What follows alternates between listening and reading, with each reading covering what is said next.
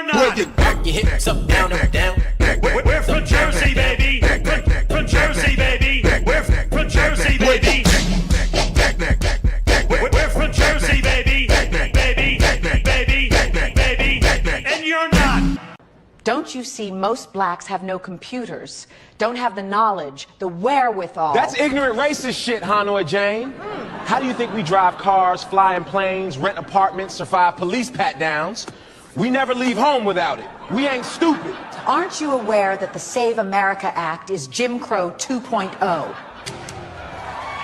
That's rich!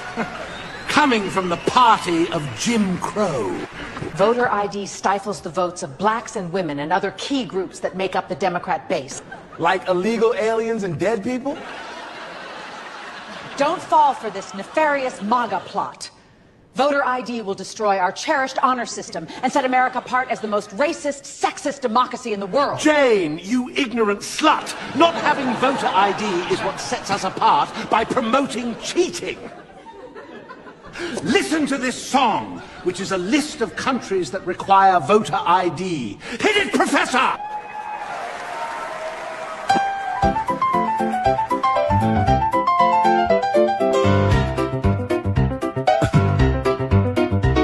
There's Italy and Germany, Chile, France and Latvia, Lebanon, Greece, Turkey, Finland and Estonia, Poland, Argentina, Bulgaria, Mongolia, Malta, Kenya, Indonesia, UK, Venezuela, Panama, Taiwan, Poland, Fiji, Spain and Canada, Jamaica, Denmark, Ukraine, Honduras and Slovakia, Costa Rica, South Korea, Portugal, Jamaica, Belgium, Czech Republic, South Africa, Colombia. There's Serbia and Singapore, Croatia and Ecuador and Haiti, Denmark and Japan, Iraq and El Salvador, the Netherlands and Sweden, Ghana, Cyprus and Iceland, India and Bangladesh, Bolivia, Norway, Switzerland. I hope you're taking notes, because there's going to be a quiz next period. Funny how women in most Islamic countries are forced to dress like voting booths, but aren't allowed to vote, but I digress.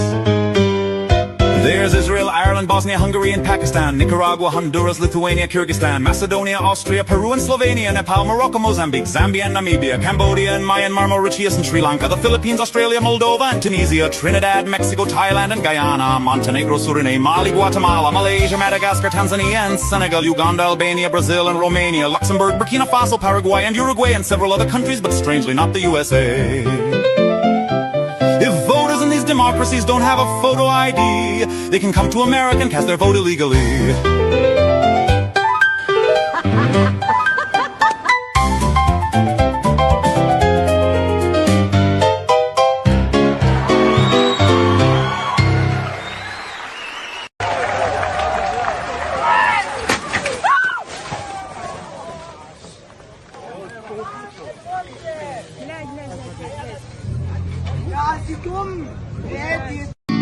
Were you born an asshole, or did you work at it your whole life? Either way it worked out fine, 'cause you're an asshole tonight. You were an asshole yesterday, you're an asshole tonight. And I got a feeling you'll be an asshole the rest of your life. Remember, a baby is just a fully baked cream pie. Until we meet again! The Boomer Bunker is recorded live in front of an online audience. You think your stupid little podcast or your little TV show is going to change the world like hell it is? I'm going to start a podcast that has no focus, and it'll take up an inordinate amount of time. Hey, everybody. Welcome to a unusual Wednesday night live taping of the Boomer Bunker. I am one of your co-hosts, John Jamingo, and to my right is the Duchess. Good evening. And quietly in the background, the sniper sound, the Duke of Drops, it's producer Mike. Oh, shit, my pants. Okay. Jesus. We'll talk about that. Oh, hey, we got a big show for you tonight. We're going to be talking about Nikki Glaser goes off on Ozempic. J.D. Vance is on The View. And then we're going to get into Kash Patel. He went and found out a terrorist plot that was going to happen during the UFC fight, and he let it out in the news, and the Secret Service is furious. And then also Britain rape gang cover up in the UK. So and even more stories than that. But before we do that, Duchess, if you wouldn't mind, why don't you tell everybody where they can find our stuff? Sure. You can follow us on social media and become part of the chaos. Drop us a voice message anytime at boomerbunker.com/voicemail, or text and call us directly at 856-477-1935. You can also jump in our Discord and connect with fellow bunker dwellers. Go to boomerbunker.com/Discord.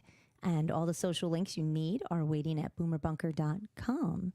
And if you love the show and you want to keep this bunker running, please support us at boomerbunker.com/support and throw a few bucks in the kitty.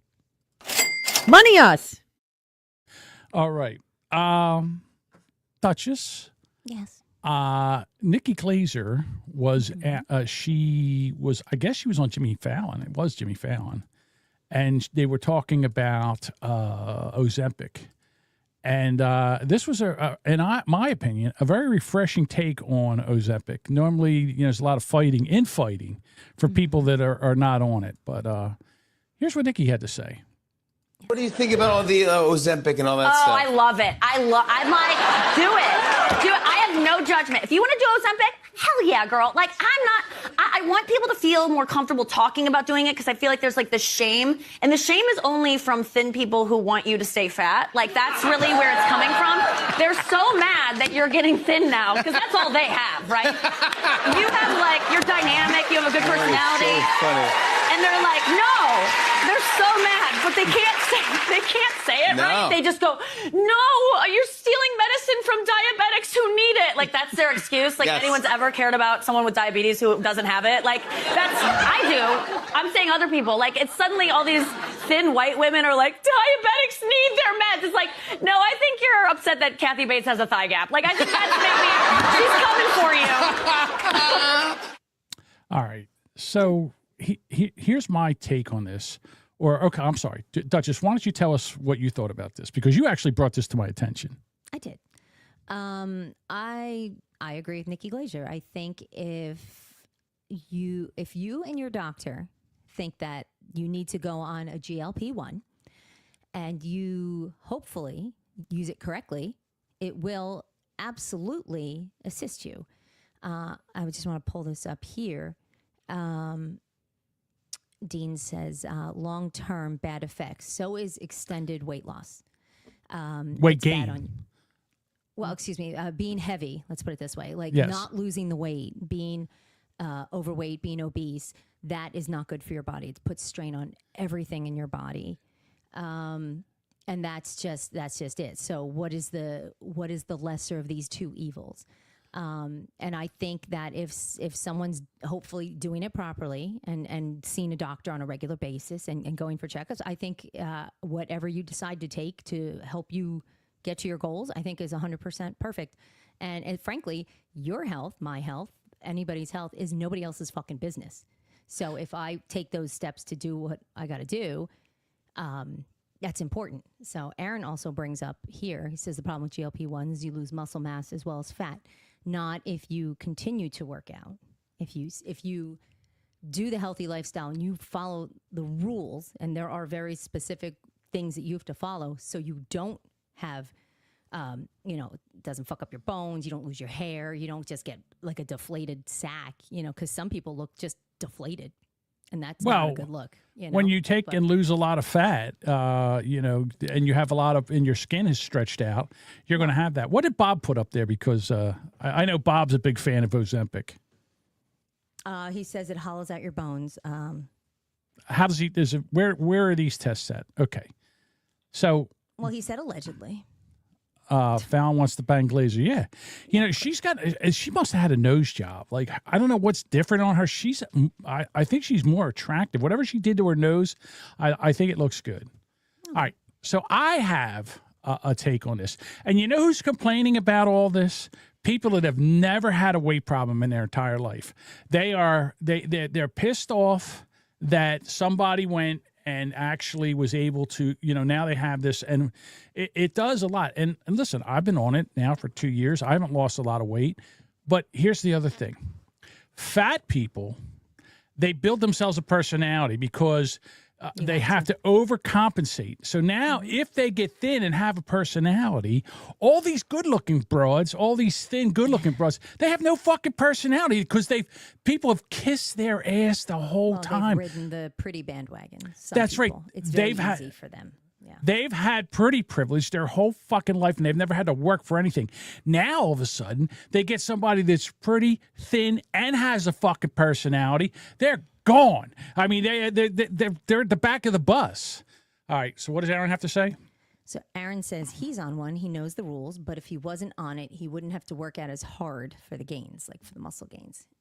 So, which I get. I mean, but there's a trade-off. There has to be, yes, you're going to work a little bit harder, but overall, it is best for your health, and it is best for your body as we get more mature, as I'm celebrating a mature birthday. A lot of the things that I see, I can only speak on what I evaluate as a woman. For women, is that women need to keep moving. You need to lift actually heavy. They want you to lift heavy. It's good for your legs. It reduces osteoporosis and all of that. And the heavier you lift, the better it is for you. So yeah, it's definitely a different way of thinking, but I'm 100% for it. So. And then the other thing, what I do, yeah. What I noticed was, for the first time in my life, I actually thought like a normal person. Like, it wasn't, I woke up and said, what am I going to eat for breakfast? And while I'm eating breakfast, what am I going to eat for lunch? My whole life wasn't revolving around food. Like, there's sometimes I'm sitting there and I'm like, did I eat? Like, it's like 7 o'clock at night and I'm like, did I eat today? I don't think I ate today. I never have that. Yeah. And it doesn't, they say it turns it off. It doesn't. It does a little bit for me. I don't sit around and think I'm bored, I want to eat something, but it doesn't ever. I am always, I hate it. I hate being focused on meals. It's so stressful because I'm like, all right, I can't eat until noon. What am I going to eat at noon? What am I going to eat that has enough protein that gets me through the day? Like, it's a constant battle. Like, I'm always like, am I eating enough protein? Am I going to lose my hair? Do I just going to get something to eat? Lift. Yeah, it is that. It sucks. I hate it. I hate the fact I'm still obsessed with food, and I don't want to be. So what I've done is I hate cooking. I'm not good. Even the crock pot thing, So I have found a dense bean salad, which is chickpeas and cannoli beans, red beans, black beans, pinto beans, all that. Beans. And then you put in cucumbers, red peppers, green peppers, red onion, and then you make a vinaigrette dressing and you throw that in there, and then you scoop that out, and it's sitting there right there, and you're ready to eat it. Now, I told Duchess today, you know what? I don't think lima beans, although I'm a lima bean fan, I would put lima beans in there. They're the worst. Sorry. So I wasn't feeling good today. I've had gastric distress today, and I was telling Duchess, and one of the things that I was doing was, instead of just constantly, taking in, I was just adding beans to I was just adding it to the mixture. And we're getting there. And I'm sitting here, and I was having a lot of cramps and a lot of gas and stuff like that. And then I said to Duchess, I really didn't feel good today. She goes, well, what are you eating? And I tell her, and then she's like, she said that I'm having a problem because of fermented bean juice. And I was like, well, I don't know that for a fact. I mean, it was like, that thing, you just, I was just adding to it. What's the big deal? There's just a little bit left in the bottom of the big giant container that I use. That mixes up with the rest of them. It's not that big of a deal, but she might be on something. So maybe it was the fermented bean juice. But then I pair that with chicken or cottage cheese or something like that. What did Bob put up there? No. Bob said restaurants should have an Ozempic menu, smaller portions, lower money. My girlfriend eats like a bird, still costs the same. So that's where restaurants should just allow adults to order off a kids menu. Why couldn't she just have a kids meal? I mean, there may not be the healthiest. I know sometimes kids meals are like, chicken nuggets and hot dogs and shit. So it may not be the best meal. But I got something to bring up. So that's what I found when I initially went in for the lap band. and I would go out to eat. I couldn't eat. Like I could eat a third of what was on my plate, so I'd bring it home. But then who wants to eat it like reheated and reheated again? Like after a while, so you do just kind of chuck it. It is expensive. I like the idea of ordering. I'm like a small plates. I'd rather just share a couple things with people. I'm more. Let's go out for appetizers and a few drinks on that kind of meal. That would be my dinner. That's girl dinner. Aaron says Duchess is correct. Wash the fucking container, John. So okay. Yeah. So yeah, right. Bob says the kids menu doesn't have Mississippi pot roast and 3 veg. Well, then you bring leftovers home. That's there's no other option. So you can't eat like chicken. A grown up, or you eat off the small plates, or you get kids menu. Yeah, you get chicken fingers, a hot dog, maybe a hamburger, something like that. Nuggies. Yeah. Yeah, That's chicken gross, nuggets though. and French fries. Here we go. Hard to believe that someone who makes day old heat burgers has gastric issues. Thank you, Nitsimoto. I don't know. What about letting us non-olds seniors order off the senior menu? There's usually less food. Yeah, Honestly, let's do that. Oh, Bob's bands leftovers. He throws them away 2 days later. Oh, must be Oh, nice. Bob's in charge of the refrigerator.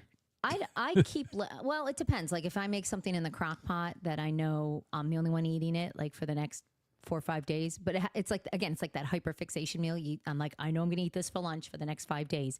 And by the time I get to day 5, I don't want to look at it anymore. I'm like, I don't want to eat any more shredded fucking chicken because I'm grossed out by it. So I have to cook in stages. So again, therefore, always obsessing about what I'm going to eat because I can't just eat the same thing every fucking day. I can't. I went and got 2 rotisserie chickens from Walmart, and I took all the meat off of them, chopped that up. So I'll take a handful of that and throw it in the fermented bean salad. Oh, yeah. I can't imagine why you have well, the chicken's probably the best part of that, honestly. Yeah. I like what you make. Like, I like the concept of it. I don't know if I could eat like a bucket of it. Like, I could not eat that for an entire week. It's just. It's so good. It's and especially. It's too much fiber. I'm sorry, all but at once. I like the fiber. The fiber as an older dude. You know, I'm going to be 65. Like my grandmother, I'm thinking of my grandmother when she was 65. Like, you know, how old she was. And I'm like, yeah, I guess I'm the same way. But I mean, like I see people die now and I go, how old were they? And they go, oh, they were 65. And I go, oh, what'd they die of? Natural causes. What do you mean natural causes? What the fuck? Not natural. No, but she died 65. Thank you. Well, you think about it, you know, the thing is like 70 years old. Am I going to make it to 70? Which means I only have 5 years left. I'll enjoy something more than bean fucking salad, dude. Yeah. Maybe eat a steak every once in a while. Just saying. I would love to. Again, the beans are great. How many cans of beans do you dump into this? Well, I usually make a double. I make a double batch, so it's 2 cans of black beans, 2 cans of cannoli beans, 2 cans of pinto beans, 2 cans of red kidney beans, 2 cans of chickpeas. Then that's 10 fucking cans of beans, Jamingo. That's right. Then a whole cucumber. Then 4 stalks of celery. Something crunchy. Then a red onion. And then what else? Is there something else I put in there? Red pepper, like a regular red pepper. Yeah, I could see putting in the red. I put the red pepper. Peppers. Yeah, red pepper's fine. I'll put 2 red peppers in there, and then I make my salad dressing, which is just lemon juice, olive oil, apple cider vinegar, some cayenne pepper, chili powder, cumin, onion powder, garlic powder, salt, pepper, some honey. And did I say lemon juice? And lemon juice. Yes. And that's what I make. And I whisk that off and I put it in there. It's pretty damn good. I ain't gonna lie. That dressing, I've got that dressing down to very tasty.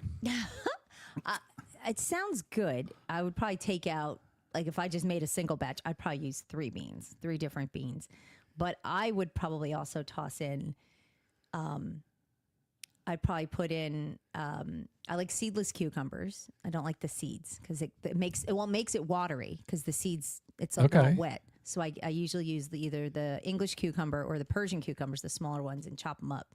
And then I would probably put in carrots, again, for crunch. I definitely would throw in more peppers. And maybe like a little pasta, or cheese, like cubed cheese or something. Well, you don't, but I like pasta, so I would. Well, I don't want the carbs. I'm doing this so there's no carb. You know, the carb is in the beans. Carbs? Yeah, but they have beans. There's too much carbs in the pasta. No. Well, I didn't say a whole bucket of pasta, but I would probably throw some in or serve it over. I like pasta salad, so I think that I could probably I would be able to get away with that. But you can make that more of an Italian salad if it changes it. It maybe for more of a party. You know what else like cubes of like provolone or actually mozzarella and like pepperonis or something. Go ahead. They say that you can break feta cheese up and put feta cheese in there. I cut up a whole jar of green olives, and then I get a bunch of with the grape tomatoes, and I quarter them and throw them in there too. Okay. So it's pretty good. I like it. And then I just go up there and eat. I don't have to worry about it. It's all scooped out. It's all in a container. It's all portion control. And then I take all the ingredients because I weigh them. I have a food scale now. Mm-hmm. I put all that in there, and then I go to ChatOBCT, and I put everything in there, and it gives me the calorie count, and then it breaks it down into a cup and a half, and it gives me all the macros, the fiber, protein, all that stuff per cup and a half. So, how many grams of fiber in that, John?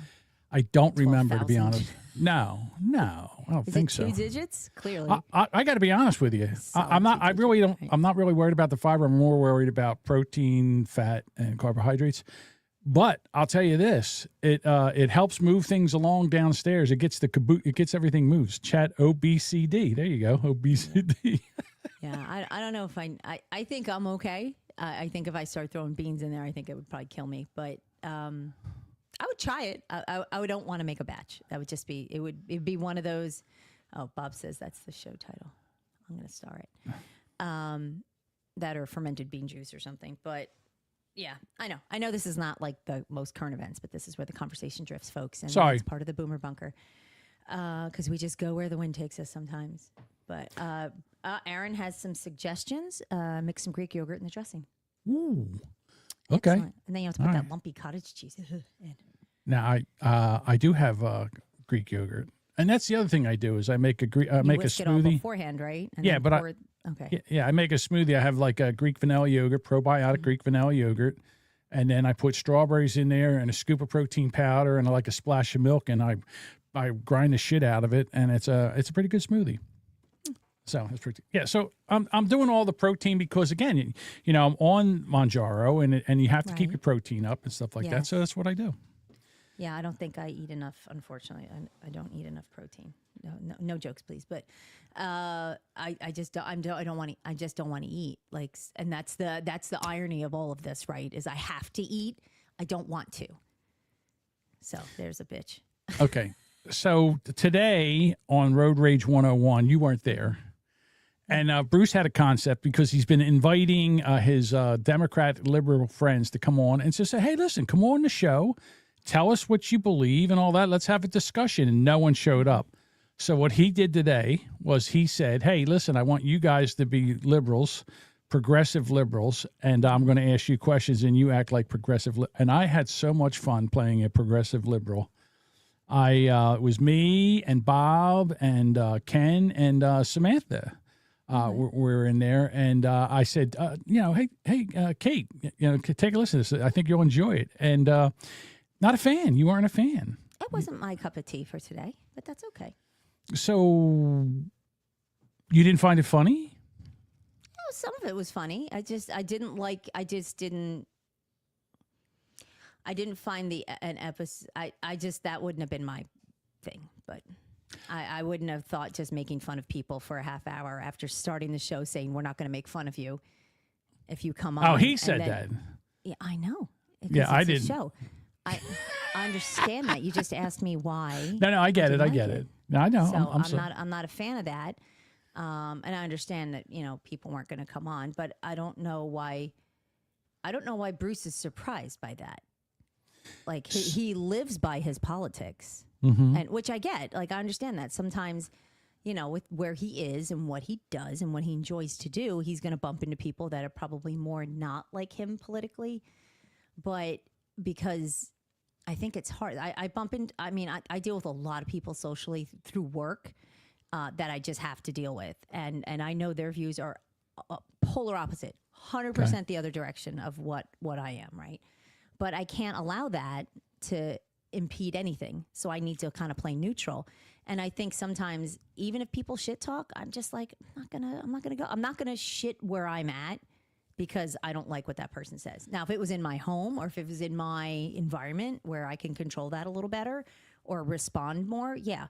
But when I'm at work or I'm in a mixed social setting, I'm really not going to get into a knockdown drag out because you're not going to change anybody's minds by doing that, and my opinion. And, you know, and what do you prove? You lose people. I mean, overall, you shouldn't. You know how people say, like, I cut off my family because I don't like Trump's views? Or well, that's essentially what he's doing, but I don't like their views, so I'm cutting them off. I don't think he's cutting them off. So if I can get this right, so you weren't happy the fact that we were making fun of the progressive liberals. That's not my kind of. That's fine. It's fine. So, and that is fine. So it's I won't tune in for that. So that's fine. I enjoyed the shit out of it. It was so much fun playing. It was so much fun playing a liberal. Boy, I'll tell you. And it was very, at first I was like, okay, how am I going to do this? And I fell right into it. I fell right into the character. So. Okay. I mean, again, and it's I'm not trying to disrespect Bruce. So I apologize if it comes across that way. I'm really not. It's just, that's not my idea of, I mean, I'm all about like throwing little jokes here and there, but like to just sit and rag on people for a half hour, that's just not my thing. Right. That was my thing.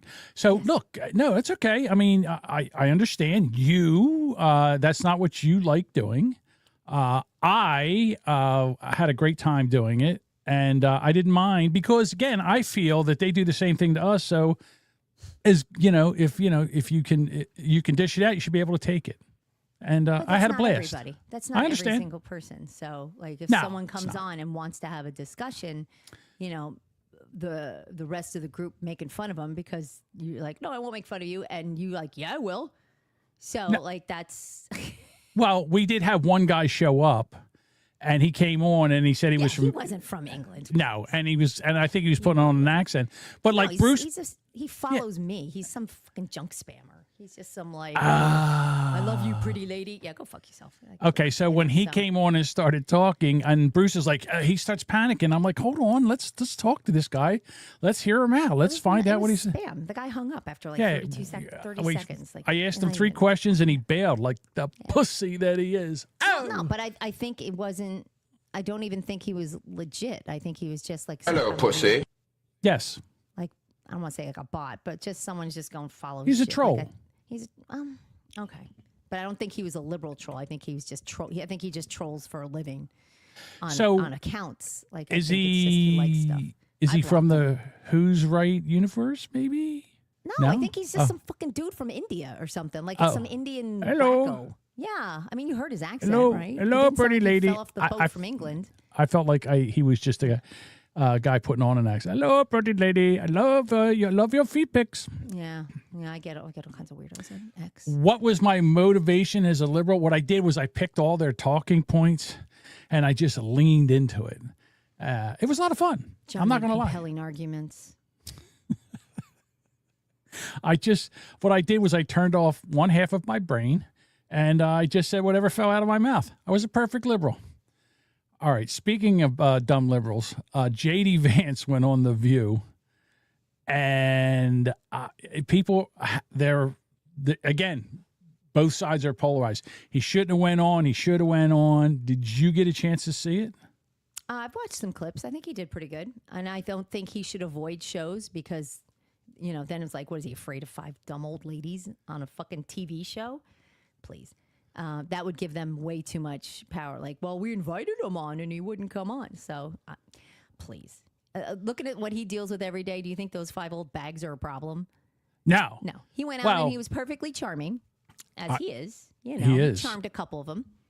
I think 1 or 2 didn't give a shit, but his job is not to charm them. I think he represented himself very well. And, he's selling a book. So, I mean... and of course he had to defend himself as he did, but they did try to get him. They tried to have your gotcha moments. Here is Whoopi talking about how the Trump administration is horrible to the blacks. Yes, I do. Because you were talking about people. What did black people do to this administration that has allowed it to really stigmatize folks of color. And you know how hard it is. You have folks of color in your family. Sure.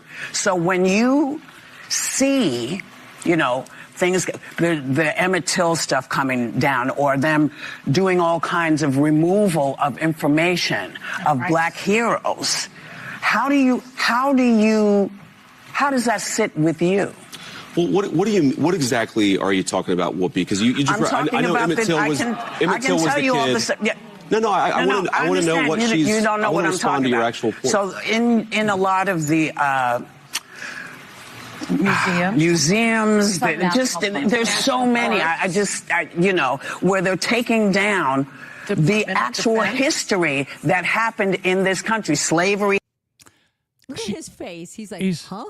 What are you saying? Like, I mean, she sat there and she mumbled through. He's like, give me an example.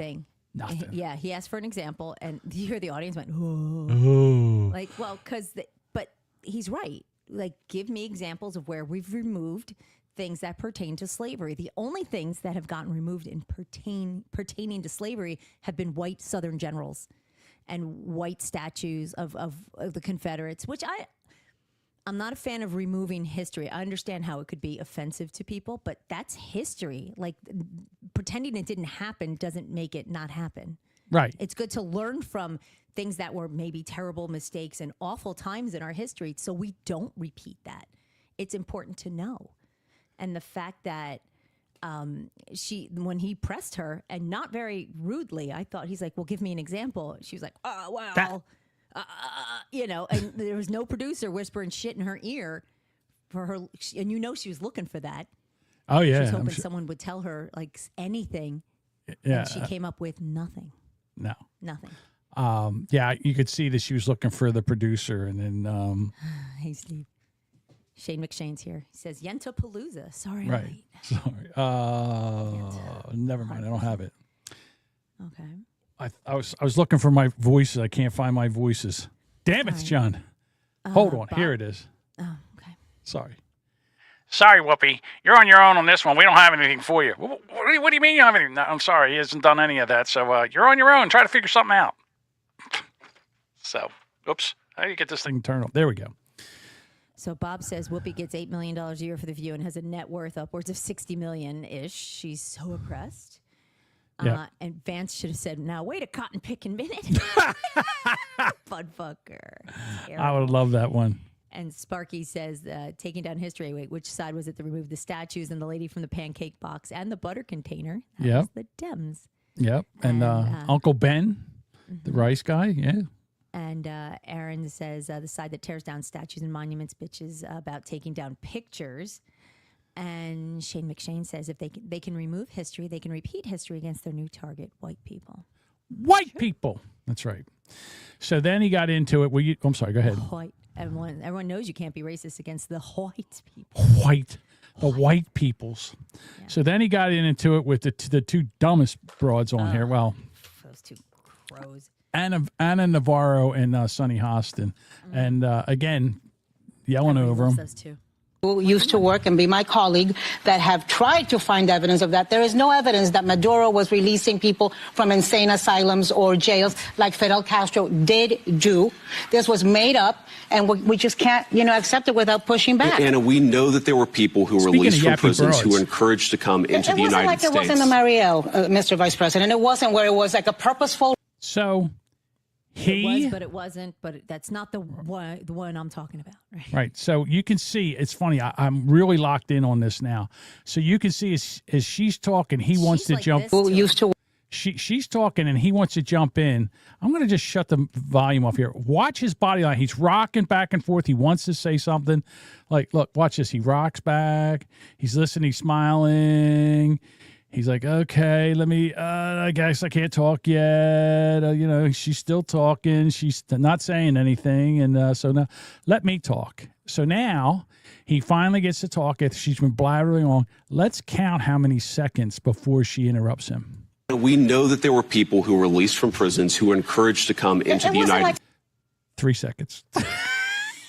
3 seconds before Stop talking.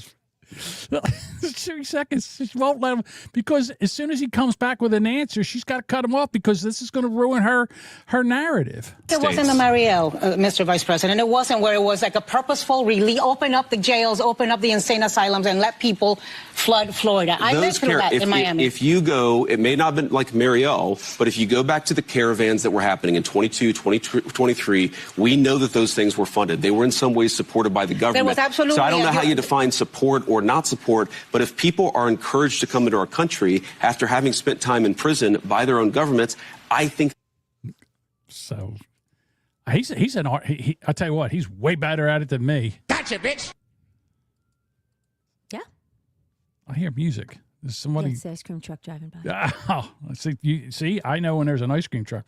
That I can tell. And then Joy Blowhart, you know, you got to have her. I don't even know why. Who watches this show? It's horrible. You apparently. I just get the clips. So President Trump has called affordability a hoax. He said that, not me. He's pouring money into this ballroom of his. See him? He smiles because he knows it's a lie. Then she talks about the ballroom. He moves his head. Speaking of fucking retarded. The reflecting pool. Oh, don't forget the Arch de Trompe, I call it, and a White House cage match. All these things. Why is he doing them when you just, everybody knows that Americans are struggling? What is he spending all this money for? Well, I got to defend the president on the hoax point. What the president said is the idea that Republicans caused the affordability problem is a hoax. And I think that's true. If you go back to the Biden administration, inflation got up to 9% under the Biden administration, okay? Right now it's at 3.5%. By the way, too high. We're doing everything that we can to bring it back down to 2.5%, which is where most people would like to see it. But we inherited an affordability problem. We're doing a lot to make it better. It's going to take a little bit of time. There's a lot more work to do. But the president knows that a lot of Americans are struggling. In fact, he ran on that. He talked about it. And we've done some things and made some good progress on that point. He just said he loves the inflation.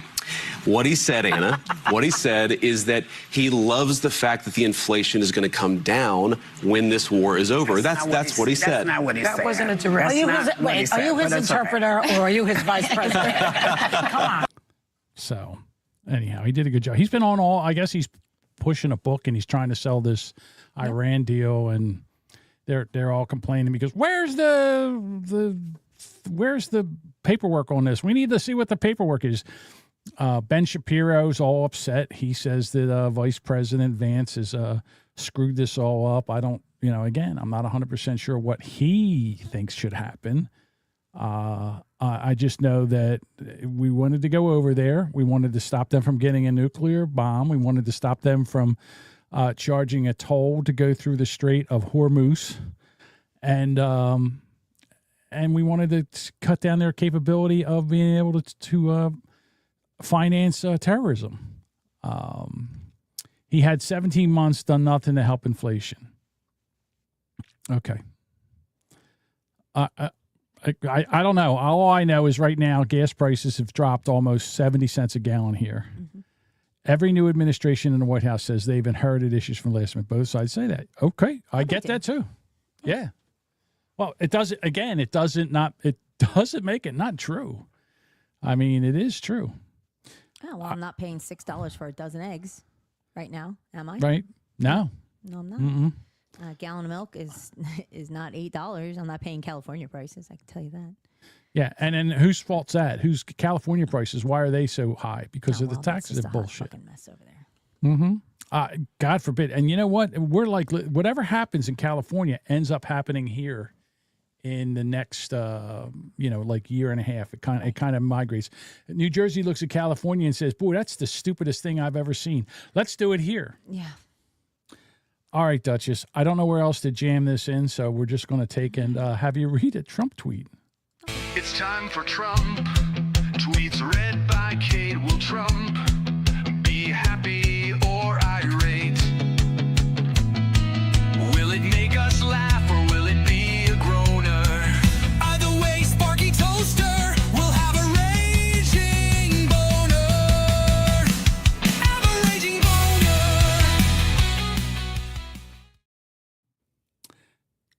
Damn it. There it is. Yeah. I will be doing a press conference in 45 minutes from France. I'll then be heading to Versailles for dinner with the French and other European leaders and then back home tonight. The trip was a great success, but mostly what people wanted to talk about is the fact that Iran will not have a nuclear weapon and that the Straits of Hormuz will immediately be opened. Great numbers in all categories for the United States economy, with more people working today than have ever worked before.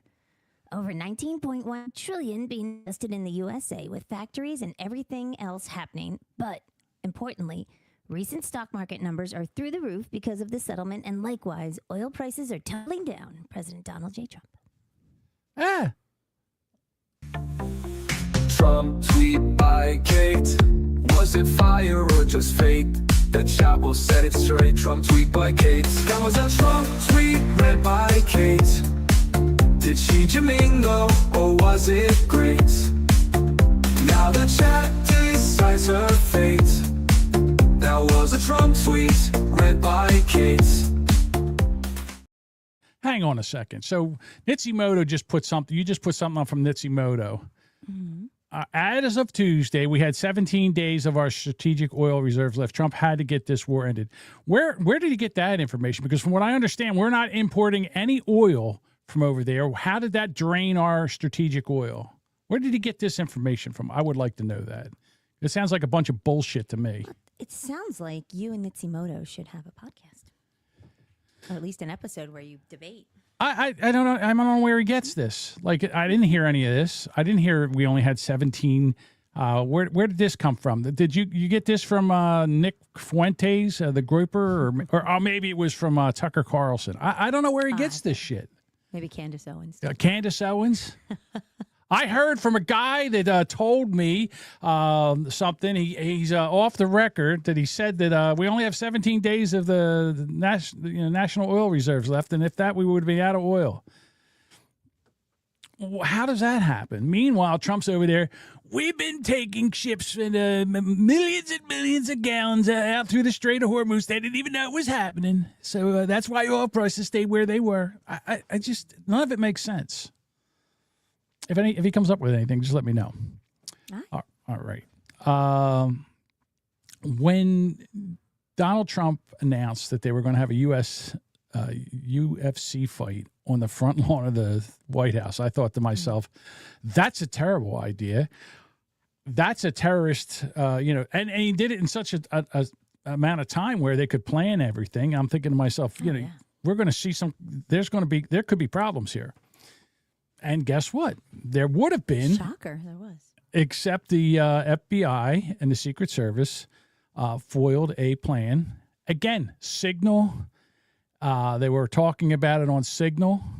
So they thwart this. And they caught like 6 of the people. And I think there was like 20 people involved in this thing. So they caught the 6. And what they did was Kash Patel comes out and tells the story. And the Secret Service is like, what the fuck? We were trying to track down the other people. Such a dipshit.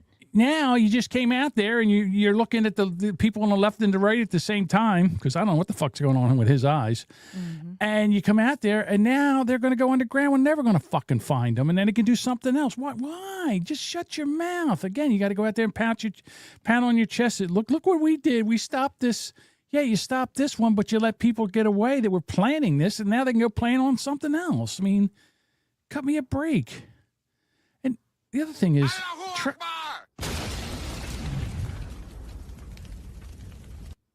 and then the other thing is, Trump is 80 years old. This was his 80th birthday. I don't know how much.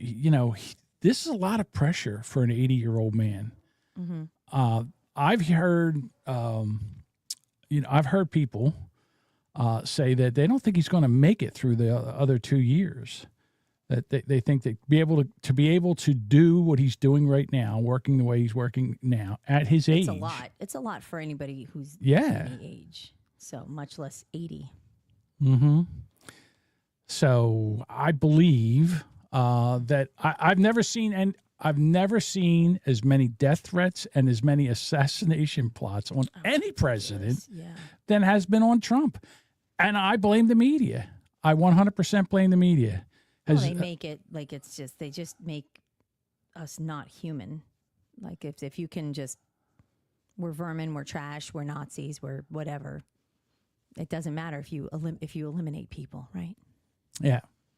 That's why I make fun of them.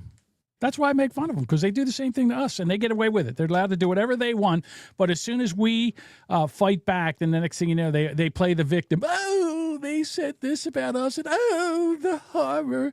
Oh, fuck Can I share off. something? You certainly can. Oh, that's so small. From Nitsimoto. Let me see. I don't know if I can make that any bigger. Hold on. So as of mid-June 26, this is a brave search. It was how many days of, I guess, strategic oil we have left. The reserves hold approximately 340.3 million barrels, which equates to roughly 17 to 20 days of domestic consumption, or about 84 days of net imports. So this was what Nitsimoto sent over to me in regards to that. Where did this come from? I understand it's a brave search, but can you scroll down and see where the source is, or is this just the AI thing? It's a screen grab, so It's a screen graph, so you can't really see it. Yeah. So okay, hold on. We normally have 340.3 million barrels, which is about 84 days. Oh no, which is roughly 17 to 20 days. Correct. All right. Or about 84 days of the next imports following recent. I can't read it. Can you read it? I'm sorry. I can. I'm not sure where you left off. So go to the global consumption. All right. So strategic reserve levels vary significantly by nation based on import dependence and policy.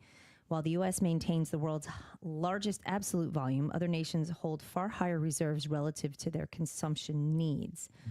Japan, South Korea, China, and India. Japan holds the highest buffer at 230 to 260 days of supply, which is pretty freaking good. Okay. South Korea maintain reserves 210 days. China possesses the largest total volume globally, which is greater than 1.4 billion barrels. But covers only 60 to 115 days of consumption. And then India has critically low reserves. So there you go. I can do a Google search, but I mean, how many days? He's asking what you had when you quoted specifically where you got that. So it was just a brave search. It's just I understand that. So that's what. But how many days before the war? How many days do we have before the war? That I don't know. Yeah, I don't know. I don't understand his because they're saying right now that hold on, he's saying like India has like 9 days of reserves, 9 to 10 days. That's what the search says. He is putting up this information, so as far as I'm concerned, he's saying this, isn't he? I mean, he's sitting there. You asked where the search was, where it talked about the United States having 17 to 20 days. And that's what he shared. I need to know how many days do we normally have before the war of strategic reserves do we have? And also, I remember Joseph Rabinowitz Biden was dropping millions and millions of gallons of oil prices right before the midterms, trying to keep the price down. So we didn't have it because he did all this damage by getting rid of the Keystone Pipeline and stopping leasing. You know, they were doing everything they can to hurt the oil industry because of green energy. All that was going on. And how many days of strategic oil reserves did we have then? I'm just saying, if we normally run 17 to 20 days, then what's the big deal? If we normally run 100 days, then yeah, that's a big deal. I just think I find this information lacking. If the Strait didn't open, we'd be fucked in a couple weeks. We don't. Apparently, we weren't getting oil from the Strait of Hormuz, were we? They said we weren't getting any oil. We don't import oil. We're exports of oil. Remember, there's all these beautiful empty ships are coming over to our ports to get filled up with oil. The standard is 714 million barrels, and we had 330. Is that what it said? Something like that, 330? So it was about half. 340.3 million. 340, so that's 6. Yeah, We had about half of our reserve. Yeah, you two need to debate. That's why we agreed to reimburse Iran with $300 billion and aren't mentioning the nukes in the peace deal. Says Nick. How does he know? It hasn't even been released yet. See, again, this is the bullshit. I don't know where he gets his information, but I give Nishimoto a hairy eyeball for the simple fact that, listen, love the guy, but I don't know where he gets his information, because he sits there and says that this stuff, the information isn't even that yet. Where did he get the information? How does Nishimoto know more about this when the information hasn't been released yet? We don't know a lot about him. Maybe he knows more than we do. And the $300 million isn't coming from us. It's coming from the Gulf states. And then it only happens is if they do what they were supposed to do, what they agreed to. That's that's what I understand. That's what J.D. Vance was saying. And he actually read the thing and signed it. So he should know what it's about. What is Alex Jones? Yeah, we only have like 17 days of oil, and we don't have to give up the nukes, and we're going to give them $300 billion. I don't know where he gets his information from. That's all I'm saying. Oh, how dare you! I'm not the same as Zane. I'm not. First of all, I'm sitting here. I'm asking questions, and I'm disagreeing with you. But you're welcome to come back and disagree with me every episode. So I'm not like Zane. You can tell me to go fuck myself. 600 seconds for you. Yeah, I'll do what I want. Nobody gets the band hammer here. You can say, how dare, give him 600 seconds for saying I was like Zane. I'm only kidding. Don't do that. He didn't say. He said, I got the same attitude. He didn't say I have this. Oh, he got the same. Oh, maybe he does. Well, it's okay. We're allowed to disagree. That's why I love about this show. It just doesn't make sense to me. That's all. What am I? I'm an idiot. Who the fuck knows? Maybe I'm wrong. That's what all the leftist clowns are claiming has been leaked. Jamie Ratshit said it today. Oh, okay. All right. Well, excuse me. Maybe. Nishimoto says this deal makes Iran more powerful than when the war started. How is Iran more powerful when first of all, their navy's at the bottom of the goddamn Strait of Hormuz, and they don't have an air force. Their radar's all down. How are they stronger now? Their facilities for making this have been destroyed. That doesn't make any sense to me. We bombed the shit out of them. What were we doing? Bombing camels? We weren't bombing camels. We were bombing their war power infrastructure. Us in Israel for, I don't know how long we did it for, but a long time.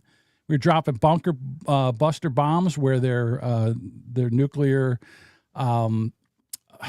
enrichment places were. I don't see how they're more powerful. I don't get that. But whatever. What do I know? It doesn't make sense to me. They're over there. They're over there calling for a deal. We were not. Dean says, a troll. Don't give him the time. No, I'll give him the time. He's goofing on Nishimoto. I know he is. All righty. All right, let's get into something. Today. Yeah. Let's get into something that's a little bit more cheerier. British rape gang cover-up. Yes, anal. Report from the government over there that Britain did not want published. Do you want to read this there for me, Duchess? Sure. A privately funded inquiry just published the report that the British government has been trying to avoid for decades. The Rape Gang Inquiry, crowdfunded by over 20,000 British citizens and chaired by MP Rupert Lowe, documents the systemic rape, trafficking, and torture of at least 250,000 young girls across the United Kingdom, carried out by organized networks of predominantly Pakistani Muslim men going back to the 1950s. Gangs operated in nearly 40% of all local authority districts in Britain, using the same playbook everywhere. Target vulnerable young girls, get them into taxis, pass them between men, film it for blackmail. And what makes this report different isn't just the scale of the crimes, it's the names. Politicians, council leaders, police commissioners, and a sitting prime minister are all called out by name for what they knew, when they knew it, and what they chose to do instead. And when the public finally demanded answers, the government voted against an inquiry, and when they couldn't avoid one any longer, they designed it specifically so it couldn't ask the hard questions. So apparently Pakistanis very good at rape. I don't know how any government. I don't think it was just the Pakistanis that were raping. They were organizing it. The rapes, I think, were conveniently by politicians, council, police. Well, I think every man in this. From what I understand, the politicians and the police were looking the other way. They weren't arresting anyone. Mm-hmm. So there was a news report of a guy. His daughter was missing. He gets a message from his daughter that he's at this house. So he goes to the house. He knocks on the door. The people that are in there holding her hostage call the police and say that the guy is at their door and he's harassing him. The police come in and arrest the father. Are you kidding me? They'd shoot me. They'd have to shoot me. They would have to shoot me too. So I have a couple videos here. This is the one report. Sir, Keir Starmer was the Director of Public Prosecutions. It has been reported that while he was there, 13,000 suspected rape gang members and pedophiles were left off with warning letters. Do you think that you could stop raping the girls, please? Can we? Here, I'm going to give you a warning letter. Stop raping the little girls, please. Please stop raping the little girls. One survivor testified, "We raised concerns at the time because we all went to the sexual health clinic, so there are records from that. Even the chief inspector of police was aware." Another said on one occasion, a police officer returned a victim named Fiona to the house where the abuse was occurring and told the men there to have fun with her. Are you kidding me? That guy should be in jail. Whatever cop that was should be in jail. How does this go on? And how are you? I'm befuddled. Like, you want to sit there and scream about Epstein? How is this going on? The accounts are harrowing. One woman described watching a girl being stabbed, beaten, and set on fire. Another account described a child just 5 or 6 years old tied up and abused. And the report includes allegations of some victims branded with the initial M for Muhammad. It's sickening, incomprehensible, and preventable. Absolutely preventable. I don't know what's going on in this world. So the one MP, the guy that basically started this report, they're all over him. They're so pissed that he put this out. So he's getting interviewed by a woman, and this is how this went. I'm telling you that you are focusing on Pakistani grooming gangs because probably you're racist. I want you to... He's racist because he's calling out the Pakistani rape gangs. You shouldn't call them out because just call them rape gangs. Fuck the fact that they're. Does it matter that they're Pakistani? I don't think so. If there's American ones, if there's British ones, let's get them too. Talk about grooming gangs. You've launched your own inquiry. Alexis J, who, as you know, spent 7 years on a child abuse probe, says she's very unhappy with the politicisation of child sexual exploitation done, in her words, a very uninformed way. She's talking about you. Well, she's welcome to her own opinion, as is everybody. I believe in a Britain where everybody should be able to express exactly what they want to. Why is it funny to politicise child exploitation? Again, got to run your mouth in the middle of what he's saying. Can't let him get a sentence out. He sat there very quietly while you talked and accused him of politicizing rape. You know, why all this rape's going on? Why do you got to make it political? Because nobody's doing anything about it. As is everybody. I believe in a Britain where everybody should be able to express exactly what they want to. Why is it funny to politicise child exploitation? I don't have any problem. I said she's welcome to her own opinion. But why is it funny? But it's not funny. I mean, my driver for the rape gang inquiry is that, having looked into it, and it's something which I think a lot of people in this country probably were blissfully unaware of. No, I don't think they were. Andrew Norfolk, that's who's the Times reporter. That's your opinion. But I have picked up the mantle, and as you know, I don't call them grooming gangs. I call it Pakistani rape gangs, because 95% of these people are Pakistanis, and very often from a particular part of Pakistan. That's absolutely not true. So it is true. It is true. Emily. But anyway, let's from 2023. No, I'm going to tell you this. Let's park that. 224 white grooming gang suspects were found compared to 22 Pakistani suspects. Why do you only talk about the Pakistani grooming gangs? That's police statistics from the Times. I've now. But then again, if they were covering up for this, then wouldn't you think that they would not report these and maybe these statistics are skewed? How is a woman sitting there and defending this? This is, again, it goes on. But Duchess, how do you feel about a woman sitting there and basically defending this? It doesn't matter if it's 1 or 1,000. They're rapists. Bye. Yeah. I always solving that immediately. Fire up the wood chipper. Absolutely. That's what infuriates me, is that it doesn't matter if they're white, black, Pakistani, they came from the same town in Pakistan. To me, it blows my mind. And the fact that this is going on over there, and it's been going on for years, and nobody's saying anything about it, I don't know. And why aren't the women enraged? Like, why aren't women out there marching in the streets over this? Can you tell me that one? No. They're stupid. Okay. All right. How do you defend rape? How do you defend anybody I who can't. rapes a child? Well, I'm not you. No, I It's know. women. Yes, I'm not. How do you defend that? And the argument should be, well, it wasn't all Pakistani. It doesn't matter. It was whatever men did this, and you're really not men. You're disgusting human beings. You should be rolled up and shoved in a cart and just gone. Because anybody who gets joy out of doing things like that to children, you need to go. And anybody that's not be a part of this world. Yeah, anybody that's covered this up has let people off with a warning. I'll give you a warning. Please, no more raping the girls. Oh, okay, all right. Well, didn't I tell you stop the raping? But we like rape. I know. Everybody likes rape, but you can't rape the girls. Please stop. And then they come back again. We don't like rape. How about we just don't rape? Yeah. Period. Not just girls. Just don't rape. Yeah. Period. That's a sentence that can end right there. All righty.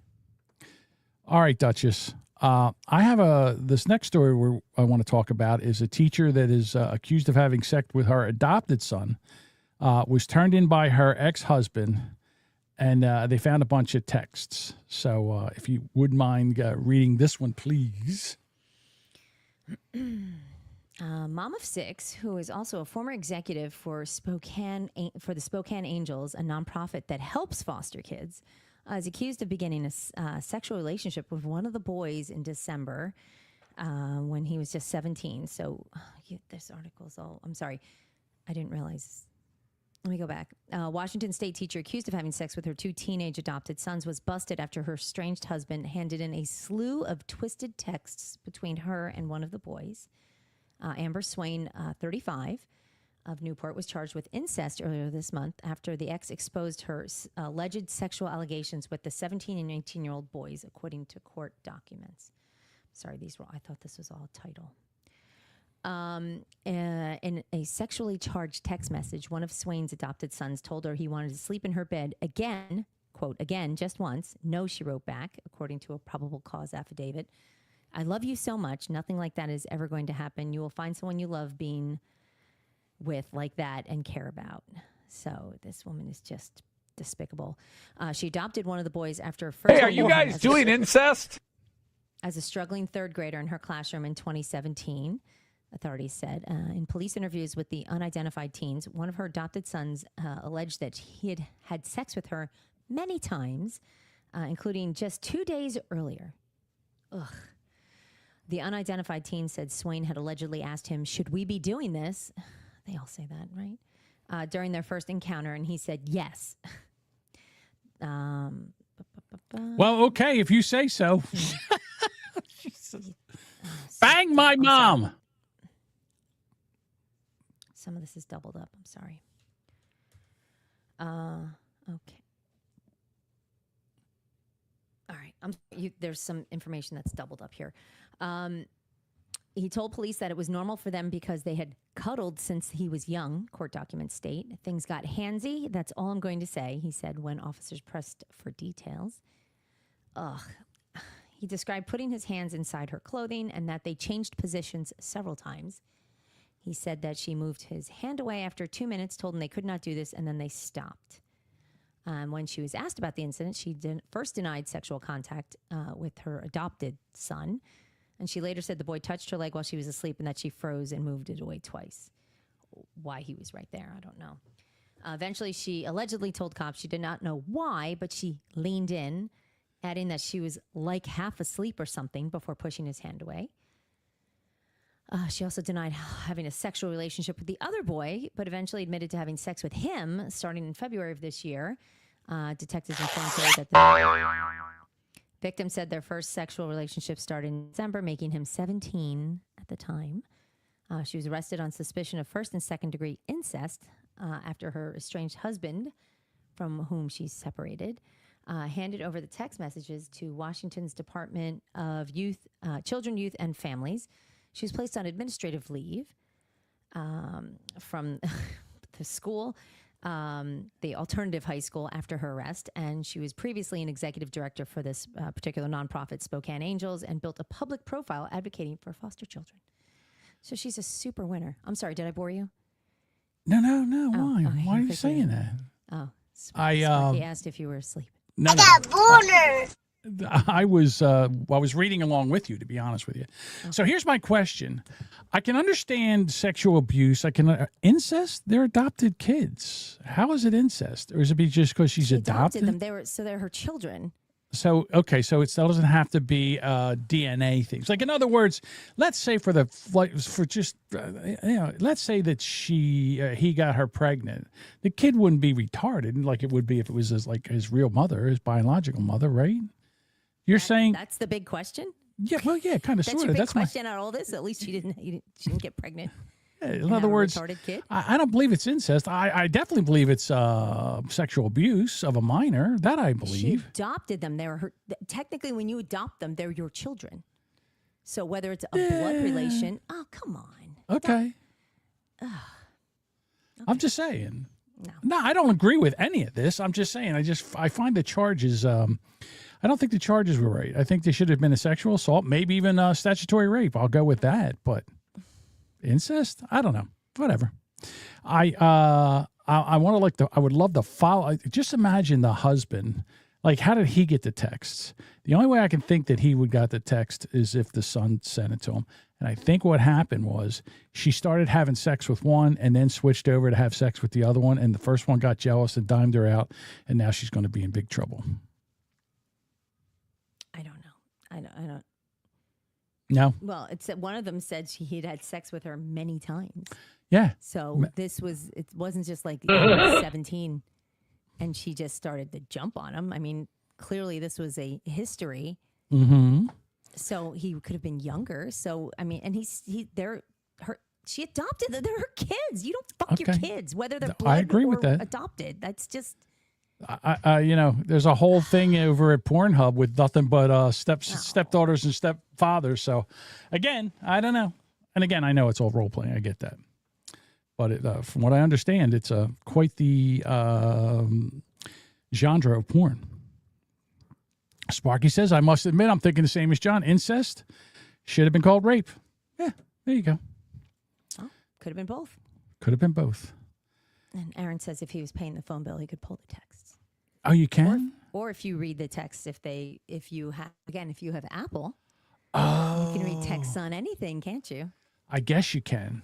I guess you can if you have the family plan. Yeah, or if it's the messages go to an iPad, it goes to an iPhone. Oh, Jesus. Oh, yeah, that's true, too. If they're all part of the same household. Okay. Wow.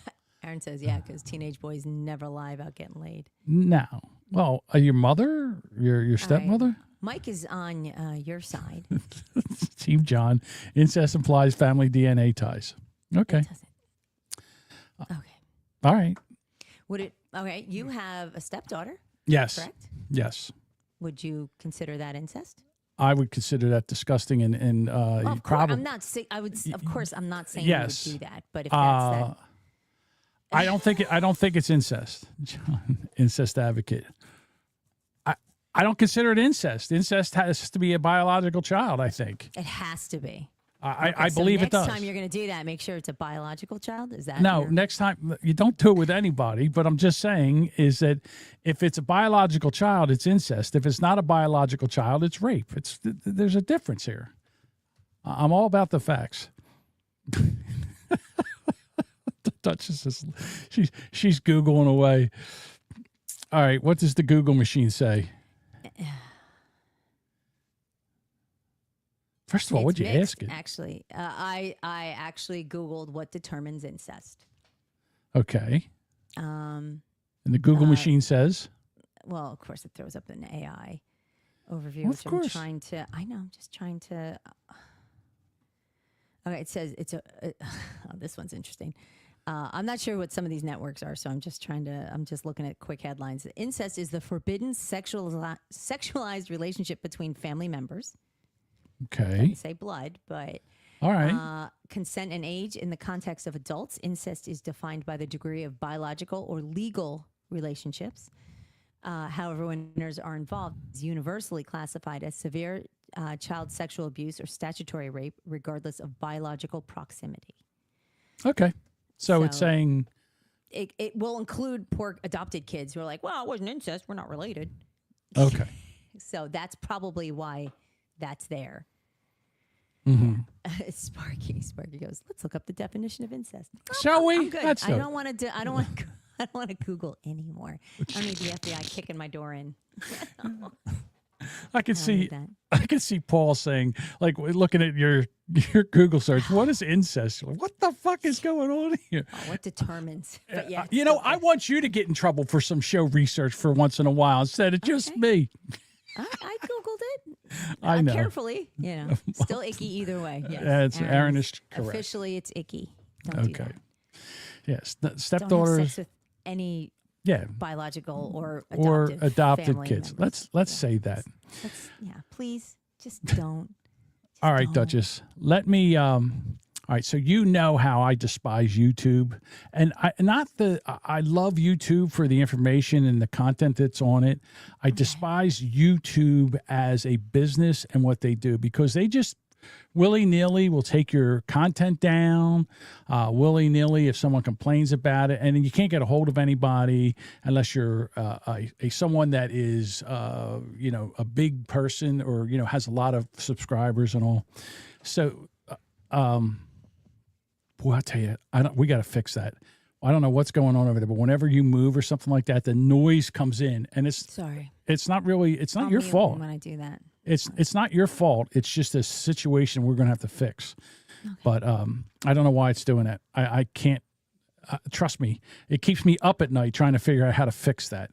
Because right now you sound fine, but if you stop talking, that noise just builds up like the microphone. It almost seems to me like that is a condenser microphone that would pick up a cricket farting in your backyard, and then for some reason, when you're not talking, it just builds all that noise up in the background. And if you move or something, it picks it up. And it's not your fault. So I'm just saying.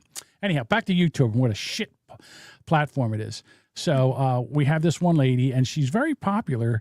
Her name is Fiona in the Wild, and she would go out. And she would just go out and camp by herself in the wilderness. And she would make videos of it and put it up on YouTube. And she had quite the following. And I'll let her talk to tell you about it. So after earning almost £500 on YouTube, my account there has now been demonetized and they are withholding all of that money from me. And the reason is they say I have to verify my address, and to do that they have to post a PIN code to me, which I have to then input online. And since January they say that they've posted 5 PIN codes to me, and each time you request a PIN code you have to wait for 3 weeks for it to arrive before you can speak to them about it. And each time it hasn't arrived, I've got in touch with them and they've just said, oh, there must be something wrong with your delivery service, we'll post another one to you, and then straight away they won't speak to you for another 3 weeks. So this has been going on since January, and I was getting warnings all the time because the PIN code is only valid for, well, mine expired on the 2nd of June. So after 5 PIN codes didn't arrive, my account on the 2nd of June got demonetized, and all the money that my videos had earned in that time just disappeared from my get to the fucking dashboard. point. And they won't tell me how I can get that money because they say they won't pay me until I've verified my address. Now, it's very difficult to know. All right, so Mike's bored over there because he plays my voice yelling at me for playing something too long. So land the plane. yeah. So here's the thing, and have you ever had to deal with YouTube or Google? And Budvugger says, I'm understanding why they kicked her off. No, her content, listen, people like her content. It might not be your cup of tea, Budvugger, but, you know, a lot of people subscribe to her and like watching her videos. The thing I have an issue with is how is YouTube just allowed to, okay, we're just going to demonetize you, all right, and that 500 pounds that we were supposed to give you, you know, we're keeping that now. You're not getting it. I mean, I see this all the time on these platforms. Now, doesn't make any difference to me because we don't earn a nickel. We don't earn a nickel. We don't have enough people that subscribe to this show. But I would be furious if they owed me 500 pounds or whatever that is in dollars. I would be furious if they're sitting there and saying, okay, we sent you a code, we mailed it to you. Why mail it to us? You know, in today's day and age, and especially at YouTube with all the internet stuff, why can't they just do a code like when you lose your goddamn password? I'm sorry, what was that, Duchess? Proof of address. They mail it. Okay, I guess. But again, it's not going to her. She's checking the mail. They've done this 5 times. Don't you think there has to be another way of doing this? Well, they say 5, but she says 5. So why would she lie? I don't know. They say She said none of them showed up. Yeah, So, exactly. I'm not advocating for you to. I'm just saying that the story says they've sent her 5. She says she hasn't gotten them. I would think if she has her passport and other proof, there has to be other ways to prove it. People live in their fucking vans. There's influencers that live in their fucking cars that I'm sure are getting paid. So, right? Money us. Duchess is annoyed with us today. I'm having gastric distress over here. Duchess is annoyed. I'm not annoyed. Oh, okay. Why would I be annoyed? I don't know. I don't know. You just seem annoyed. You seem off your game. I don't know. Okay. It's just my thing. All right. I got another one. I got some questions to ask you, Duchess. Okay. Apparently now millennials, they get married and they get separate bedrooms because they don't want to sleep with each other. Yeah, who'd want that? Because they say that it causes problems, like when you sleep with someone, the husband snores, the woman gets up to pee, they wake the other one up. There's always all these problems. Cohabitating. Yeah. So, well, listen, what they're doing to fix this is now and people are starting to people that are building houses now are building like a king room and a queen room. So the woman has her bedroom, the man has their bedroom, and I guess on Saturday night or whatever, they flip a coin to see which one that they're going to go to for coitus. So, sounds so romantic. Your room or mine? I'm just wondering, and I would imagine it would be different like when you get older. Because listen, I know I get up 3 times a night to go pee. All right, and some guys really snore. Some guys use CPAPs. Some guys, how does a woman handle that? Like, wouldn't you want to, like, you're trying to sleep and your husband's over there snoring like a chainsaw. Wouldn't you want to plunge a knife into his chest to get him to stop? Sorry. I mean, quite possibly, someone might want to do that. All right. Look, I get like 3.5, 4 hours of sleep a night. That's right, and you're over there trying There's a lot of reasons why. You're trying over there to sleep, and then he's over there snoring like a bear, so and you breathing and moving and existing. Yeah. So you can feel these people's pain, right? I don't recall being that first. Jesus Christ. Yeah,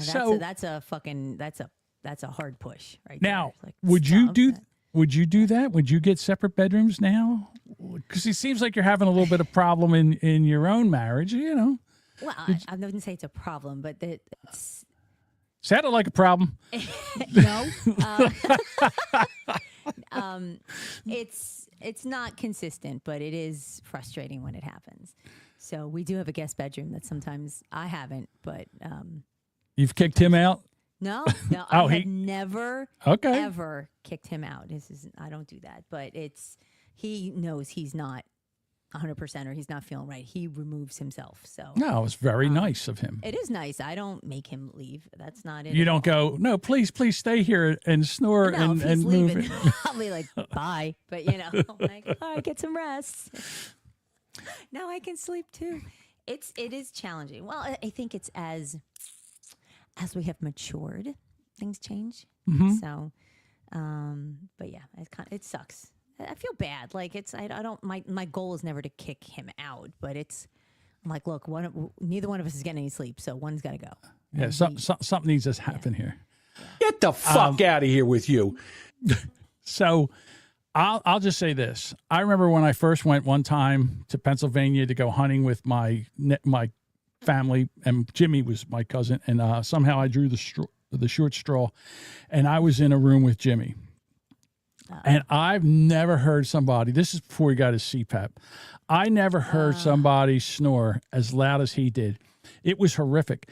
And finally, I like threw a shoe at him, and I'm like, Jesus Christ, roll over on your stomach. I said, you rat on the windows or whatever. I threw a shoe at him. One time I went over, I think I put a pillow over his head. I had about had it. And I'm just thinking, I was trying to think to myself, what the fuck can I do to get him? So I can't understand, like I said, to me, if I had someone that would snore, or even if I'm snoring like that, you've got to stop it. Now, I was one I had that same problem. I snored a lot, and then I went for sleep study, and then I got a CPAP. Now, I don't snore, but it's running, and I don't know what it sounds like. Or Put it in the background, yeah. It's like a fucking little chainsaw or something. Or sometimes you'll move your head, and the mask will come off a little bit, and it'll start going... Yeah, the seal breaks and it's making noise. And you're sitting there and you're thinking to yourself, like you're dreaming that there's this noise, like there's a grinder going off, and then you wake up and you hear, and you move your head and you're like, oh, okay. And then you go back to sleep. So I don't think sleeping has anything to do with sleeping in the same room. Like, in other words, if you're older now, the kids are out of the room and you have another room to go to. I think if it makes your life easier, do it. Yeah. Wouldn't it be better to do that? Resentful or grumpy, or you're just not getting enough sleep in general. Right. That will affect your mental health. Like that's long-term issues. Like you need to, you have to sleep. You have to fucking sleep. Now I see that celebrities are doing this. Well, that's very convenient too. Especially when you have money, you got a big house, you can literally set up master, king, and queen rooms. Like that's different. Not everybody has that. Well, you have a guest. I have a guest room.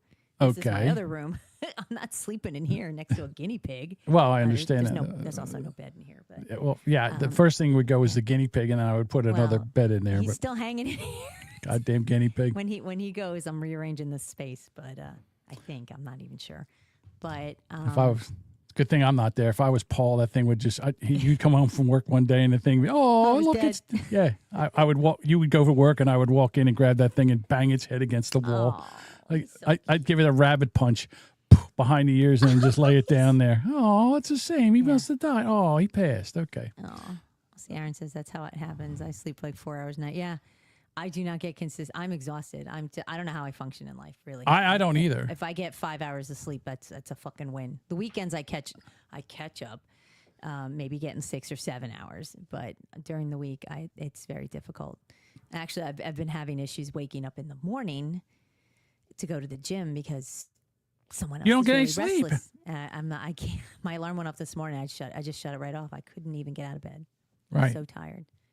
I mean, like for me, Tuesday and Wednesday are my real days off. Like, in other words, because sometimes I have clients give me stuff on the weekends and stuff. So like when I get done this show Monday night, I go upstairs, I crawl on the bed, and I shut everything off. And then there's no alarm. I turn my phone off and everything. And when I wake up, I wake up. But even saying that, it's tough. I can't imagine, like, I would never want to put a woman through having to try to sleep next to me.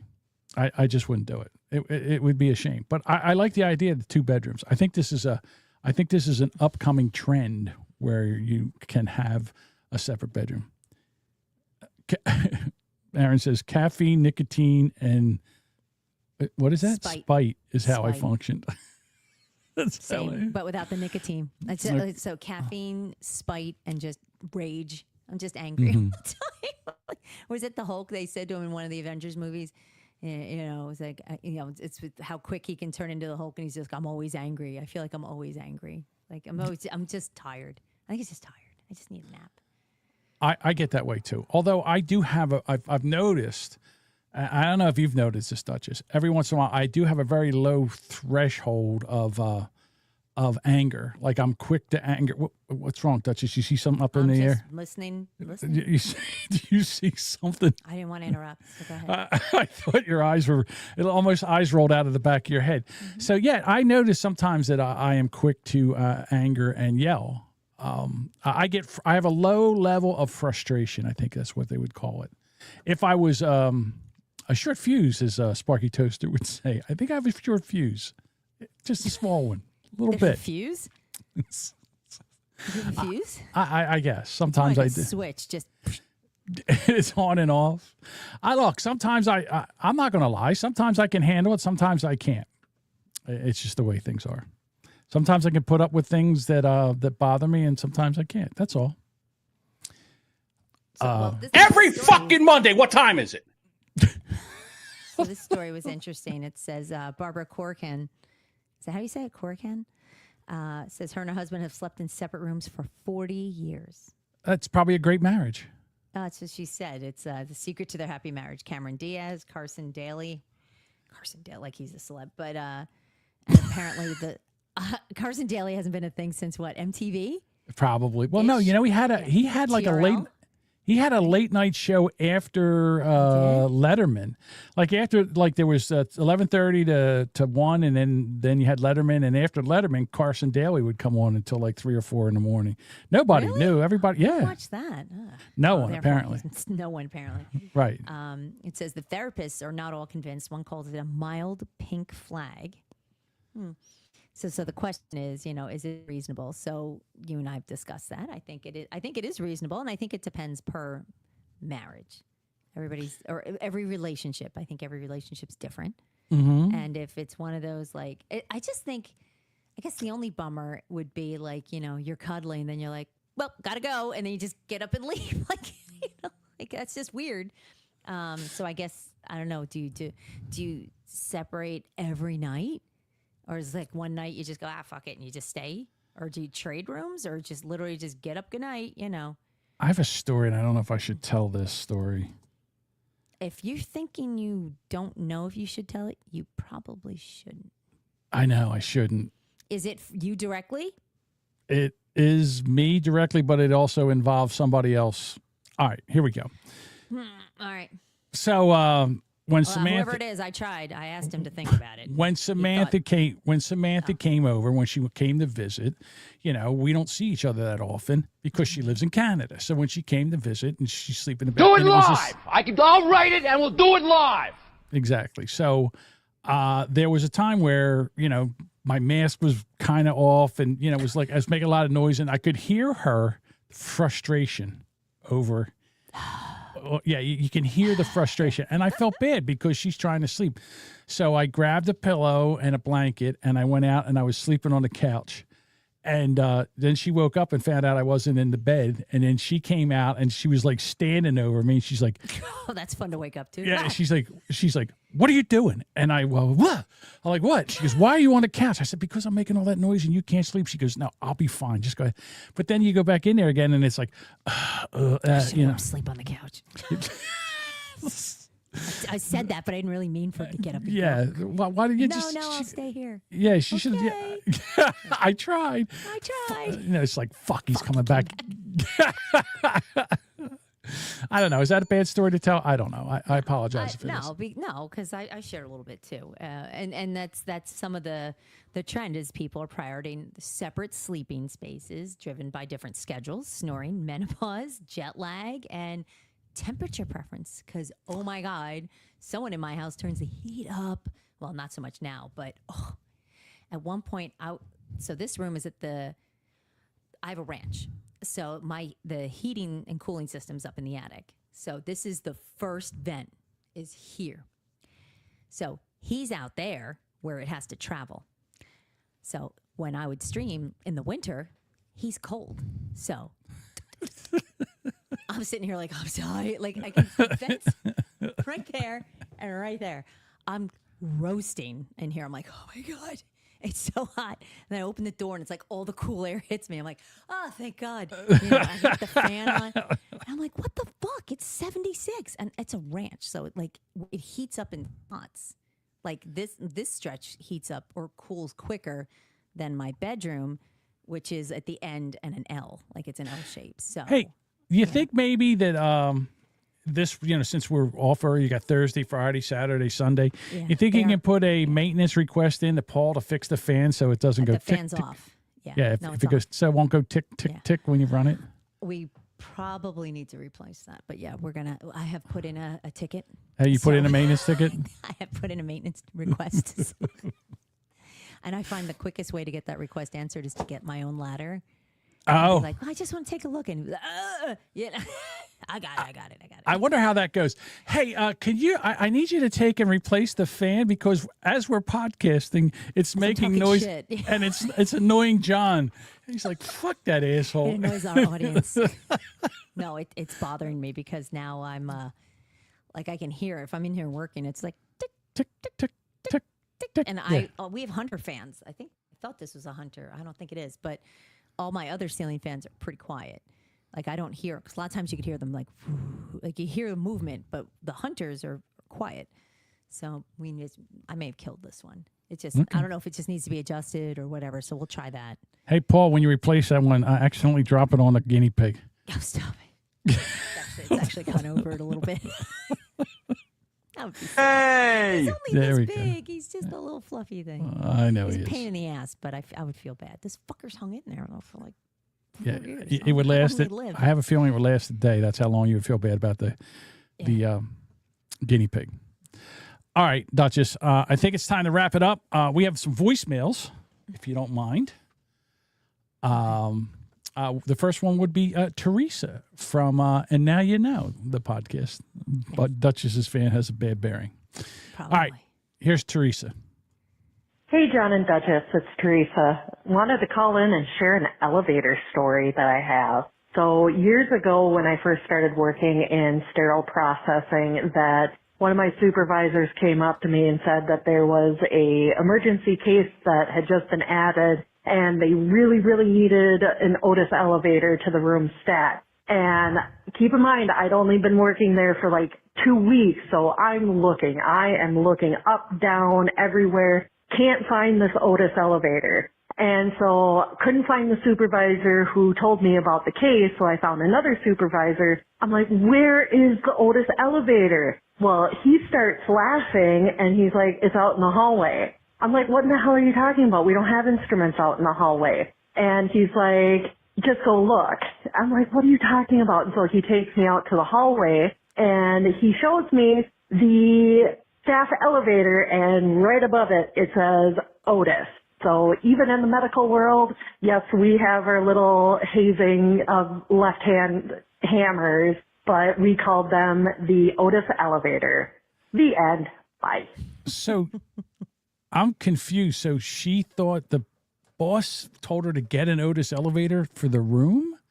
Is that? I'm confused. I think she thought that was an instrument or something she needed. Was Otis elevator. Oh, okay. So It's she's like looking for something that, like, is it this, and okay, not realizing that Otis is a brand of elevators. It's a brand Okay. of elevators. We used to send when we would get a permit guy, we would send him for a metric adjustable wrench, and he's like, and if they didn't look at us, we knew he was an idiot because, like a Tommy lift. Okay, I told you that they had this one thing that used to run you would hook it to the rail, and then you would take the pull chain for the chain block, and you would put it on there, and you would run it with your foot, so you didn't have to sit there and pull it. And they used to call it the N-word hoist. And Hey, I don't know what to tell you. That's what they used to call it in 1988, and then we had to. I don't know what they renamed it to, but anyhow, It's like blinker fluid, like here Sure. you go, left-handed screwdriver, right.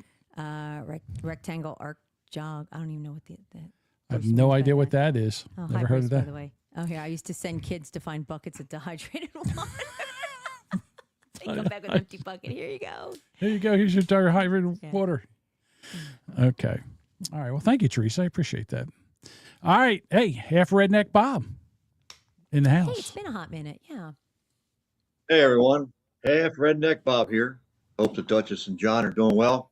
So, Billy Bob and Jethro decide to go ice fishing. They head out to the lake, drill a hole in the ice, and drop their lines in. Suddenly, a booming voice from above shouts, "There are no fish under the ice." Startled, they pack up and move a few hundred yards away. They drill a new hole and drop their lines again. The booming voice rings out again, "There are no fish under the ice." Billy Bob looks up nervously and asks, "Lord, is that you?" The voice booms back, "No, you idiot. I'm the manager of the ice rink." I knew that one. But I love that joke. Okay. Thank you. All right. Here's Half Black Neil. I wonder if it's you think it's a Star Wars joke? No. I don't know. We'll see. Probably. Hey, fellas, it's Half Black Neil. Why was Darth Vader bad at sports? He always choked. Oh, my God.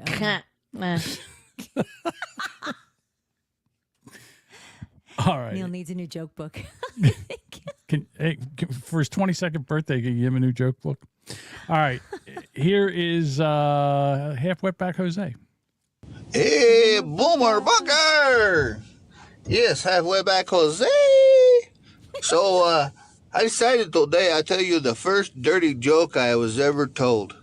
And in hindsight, it really wasn't a dirty joke, and actually, there's a word in there, but we use that word every day. But still, when you're 4 years old and you walk up to your mama all proud and tell her this joke, she slaps the shit out of you. That may be why I have this fetish. Anyway, sorry, I got this. Uh-oh. Maybe, I hope he didn't have a problem with that story earlier. Okay, here we go. Distracted. So this dude walks into a pharmacy, and he's got this frog on his head. And the pharmacist, well, that's weird. So he walks up to the guy, and he says, "Excuse me, sir." He says, "I see you. Is there anything I can help you with? Are you looking for something?" And this frog looks at the pharmacist and says, "Yes, I need to get this wart off my ass." "All right, have a good weekend. Bye." Terrible. Okay. I kind of have the same. I got a joke. This is an old joke.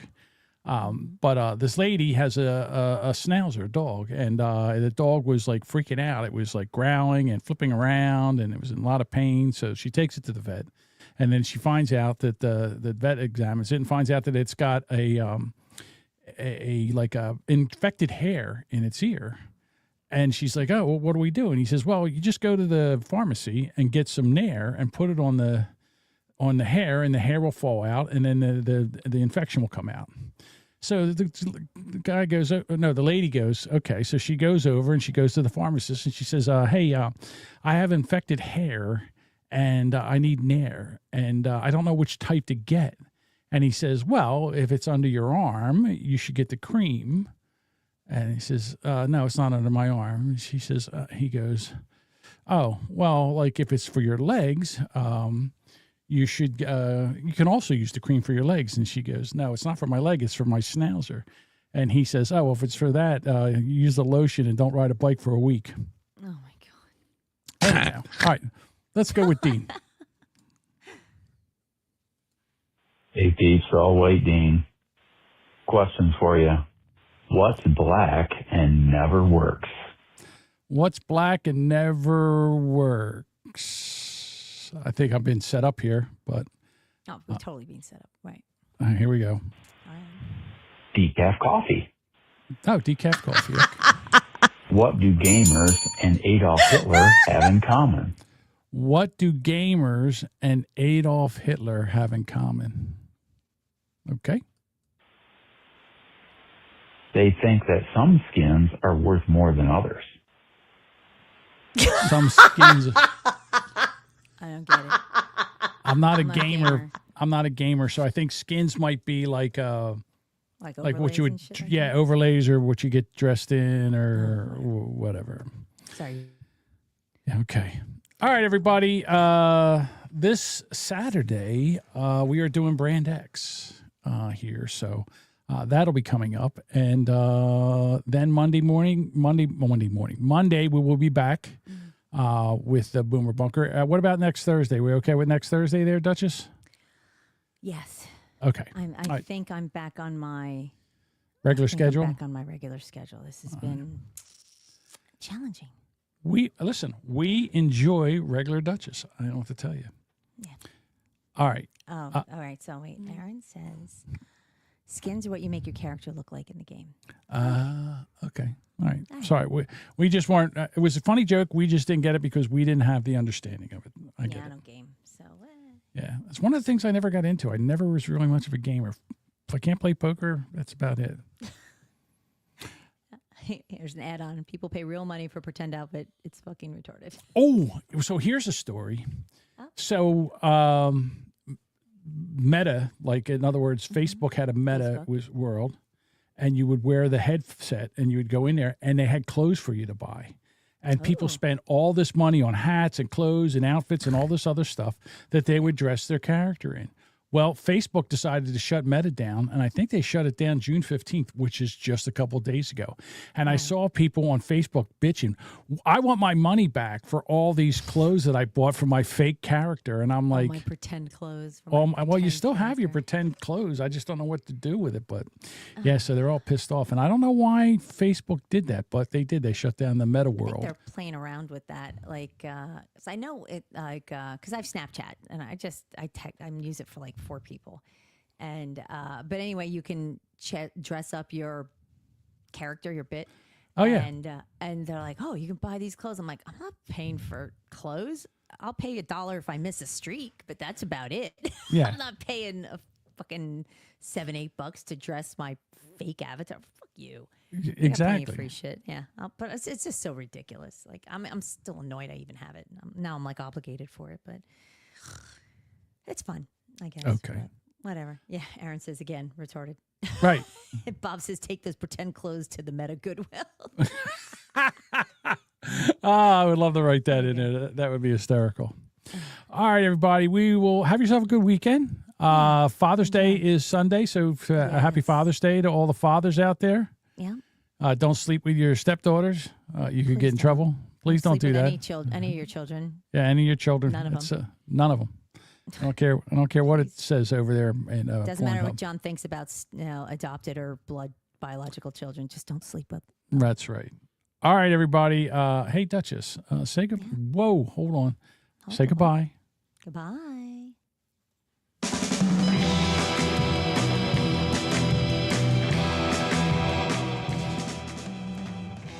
Thank you for listening to this episode of the Boomer Bunker. We'd love for you to become a bunker dweller and join us live. Catch our live streams every Monday, Thursday at 6:30 p.m. Eastern on YouTube, Rumble, and Twitch. If you've just found us, be sure to follow or subscribe on Apple Podcasts, Spotify, or your favorite podcast app so you never miss a new episode. And hey, while you're there, do us a solid. Share the show, tell a friend, and leave a review. It really helps. For show updates, shenanigans, and general tomfoolery, follow us on social media. All the links are in the show notes, or simply visit boomerbunker.com. And we'd love to hear from you. Got something to say? Shoot us an email at theboomerbunker@gmail.com, or send a text or leave a voicemail at 856-477-1935. Happy Father's Day, everyone.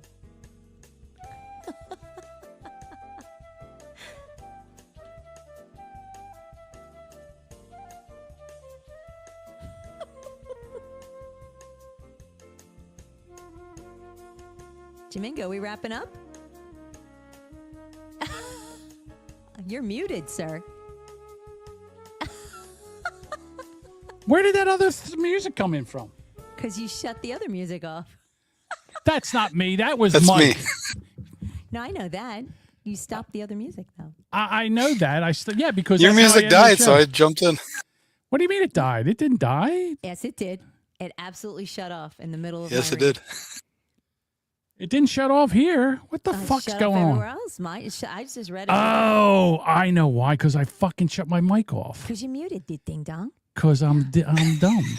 You know what? It went quiet. It went quiet. Are we still live?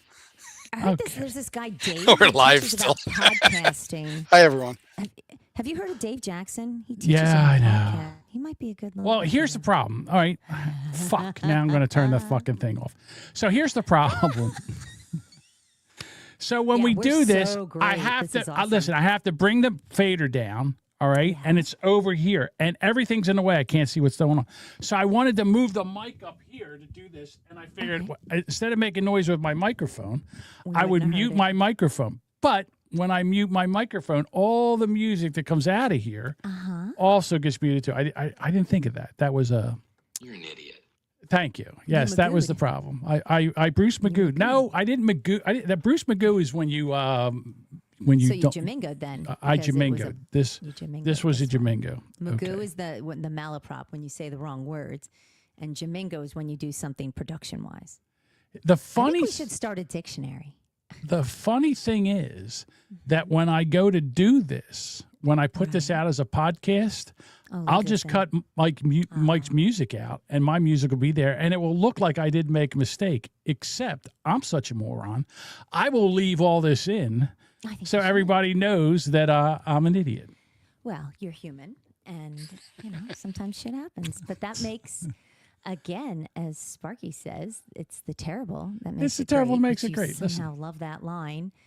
And Sparky says this is the after show. This is An apparently unintentional after show. This is apparently the after show. And Dean says leave it in. Yeah, of course we're we're going gonna to leave it in. listen, Dean. It doesn't. Yeah, no one. doesn't even Yeah, go back again, and watch anything. It is on YouTube. You can go back and watch it anytime. that is true too. It is on YouTube. On YouTube's. And it's also on Rumble if you want to go back and watch it on the Rumbles. Yeah. Speaking of Rumble. Yes. Mike from Wheelbarrow Full of Dicks, he says, I think he already bailed out anyway. He was fussing about having to watch an ad. Well, pay for Rumble, dude. So Whoa. Are you telling me that Rumble's putting ads on our show? I think it was Rumble. Because fuck that. Because I have to pay Rumble to live stream the Rumble. And then they're putting ads and then not giving me any fucking money for it? I get ads for Rumble. On our show. I don't know if it's on our show. That's All bullshit. All right, hang on. Sparky says no ads on Rumble. Did I ever see? Okay. All right. Well, I know when I've watched other shows on Rumble, there's ads. Hold on. I'm about ready to pass out. Maybe if Alexa, you're not, well, turn on the podcast studio fan. Do you have to be logged in? Okay. I don't think I have. No, I don't think so.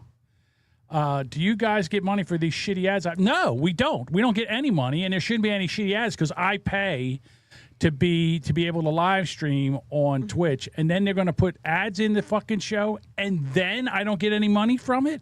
I don't know. Okay, keep in mind who commented that.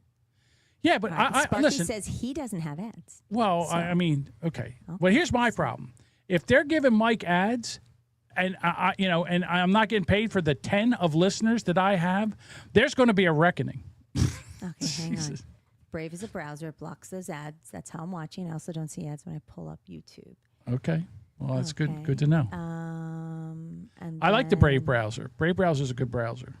I was watching on Rumble when you cut out Twitch. Okay. Okay. And I think he's back on Twitch because I don't think he likes. Yeah, he's back. You can tell he's got the little purple thing. He likes back. He's back on Twitch. Yeah. All right. Again, another mistake I made. You know what? I'm going to Twitter, and then Twitter's like, it's $120. You want to go to Twitter, and I'm like, I'm going back to Twitch where it's free. Twitch, we love you. It's free. Did I tell you how much? It's free. It's free. All right, everybody, we're going to go. I think we're done. I think we're done. All right. Besides, I have to pee. All right. Well, at least you're not going to shit your pants, so that's a bonus.